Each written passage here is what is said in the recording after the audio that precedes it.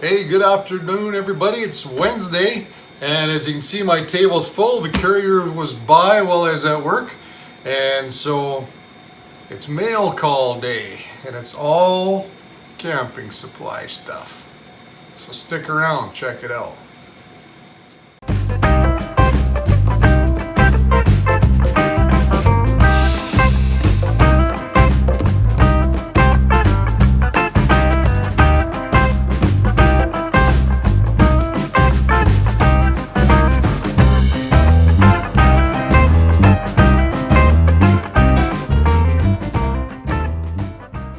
Okay, first box, we'll get this big one here, get out the old trusty K-bar.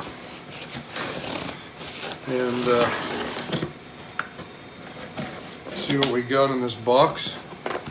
Hey, and if you like knives, and you're into knives, I found this out when I was down in Arizona. So this K-bar has what's called a tanto blade, or tanto blade, I guess it depends on part of the world you're from.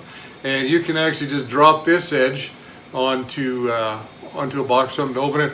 That is one of the handiest blade styles I've ever seen, so highly recommended if you're looking for a good pocket knife. Tanto blade.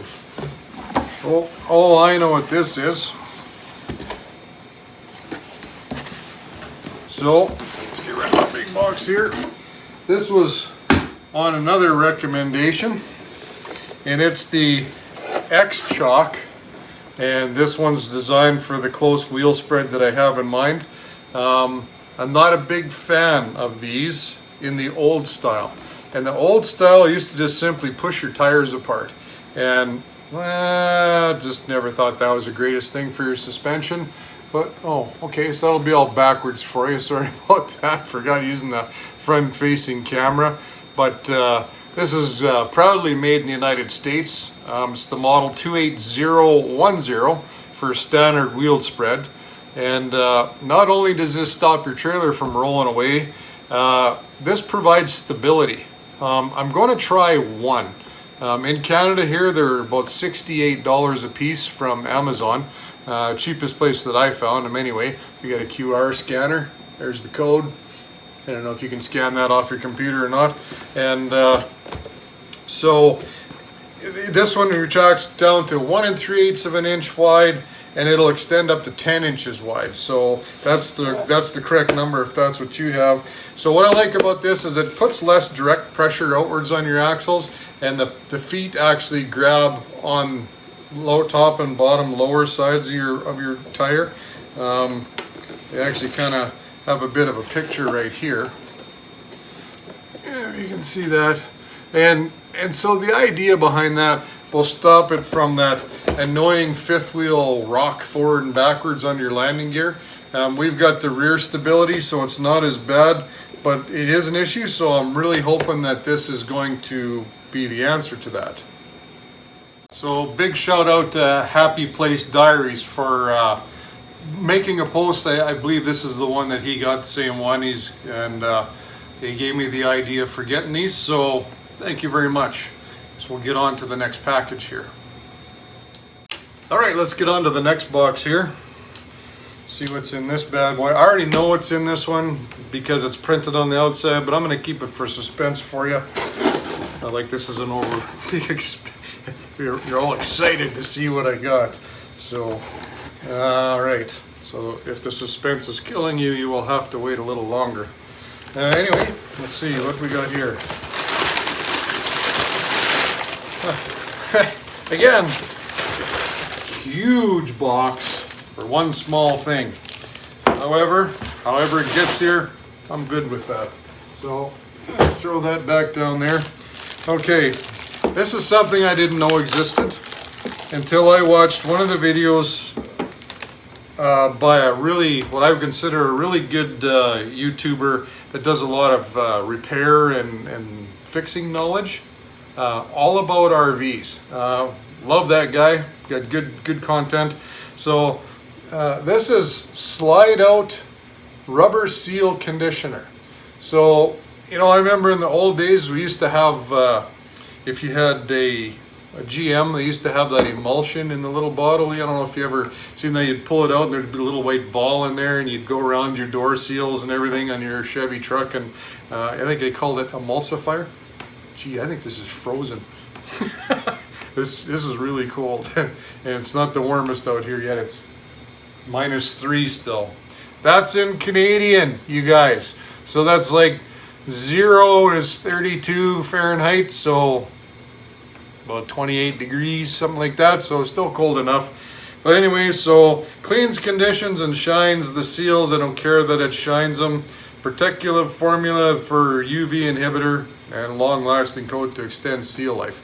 So my seals, I mean, our trailer is a 2016 Cougar, and already my slide seals squeak like crazy when you open and close it. I keep everything lubricated underneath, but they make that you know, that squealing sound as it's sliding in and out. So I'm kind of hoping that this is the right answer for that. So anyways, that's box number 2. So 2 pretty cool things. So thanks you guys, and now we'll hit number 3. Okay, so I'm going to continue and I'll let you see what's on the outside of this box. Let me get these things out of the way. I'm a little excited about this one. This was a struggle for me. If you've seen any of my other videos recently, you know that this is something that was really bothering me. Something I never thought about before. And then when I started researching, had nothing but, such a nightmare picking one. So I got a few suggestions. Thanks to everybody that made those suggestions. Well, that's not going to come out of there that easy. So yes it will. It's going to be on its backboard. And that, everybody, is a surge protector. So this one is, I like the door on this one, how it locks around. 50 amp, because my trailer is 50 amp. I decided to go with Southwire. I did have somebody recommend the Southwire to me. They've had good luck with it. Had to go up a few dollars for sure. A lot of these not only just indicate whether or not your circuit is protected, or not protected, sorry, but good. So you plug this into your pedestal, and then the indications will tell you whether or not it's wired correctly, if there's a bad ground, and numerous other things. I think actually even tells you if there's an open circuit or missing a leg, even if you can cheat with 220. So, but this one, so the ones that are fairly inexpensive, they'll tell you all that stuff, but they don't actually protect you. You really have to, even though I noticed on some of the sites it would say surge protection, and that's not actually true on a lot of them. When you read through them and read the fine print, basically it's telling you if the circuit's good. It doesn't actually, it'll have a little asterisk and it'll say requires model number blah blah blah to actually get surge protection from overcurrent, and that's not what I need. I need to know, I don't need to know right now just if the pillars, I'm a power engineer background. I can use my meter and I can tell if the pedestal's wired right. So I don't need a $150 tool to tell me if it's what I can do with my multimeter. Anyway, this is a surge protector, and so yes, they start getting a little more expensive. This one wasn't too bad. I think $255 I paid for it, and this one offers surge protection. And the joule range is a little higher, somewhere in that 2200, 2300, which really isn't much. This one I believe was 4400. Don't quote me 100%. I'm just going off the top of my noodle here. So, and it is lockable. Has a locking ring and protects your cord, and it is water resistant. Like any of these things, I would think if you have it laying on the ground in a puddle, it's gonna fry.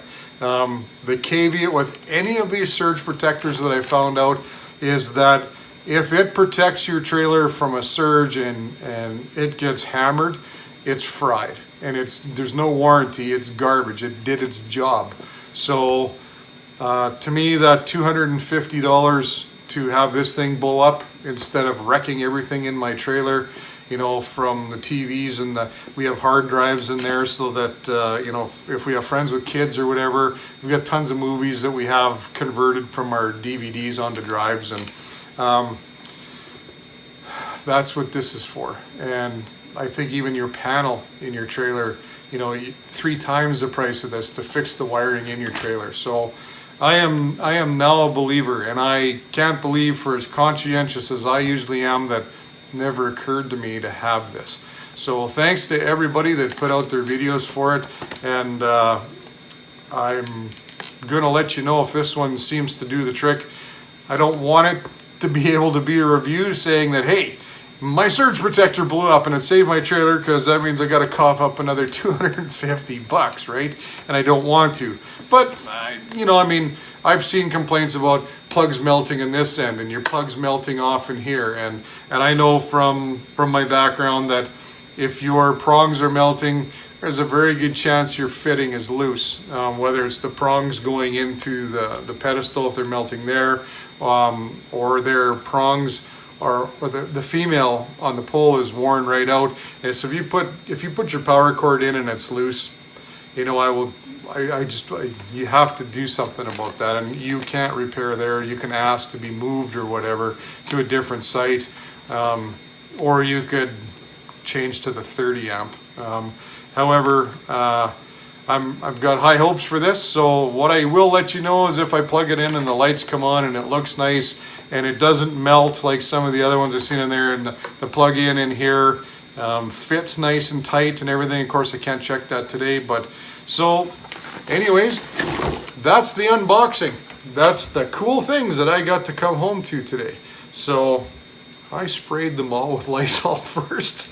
Hey, you can't be too careful, right? You don't know where this box has been. So my safety tip of the day, when you get some freight, if you do get freight, if you're still buying any toys or any things or getting stuff from Amazon, even your own mail, right, that's in your mailbox, this nasty little breebly can live on external surfaces for a ridiculously long time, especially if it's cold where you are.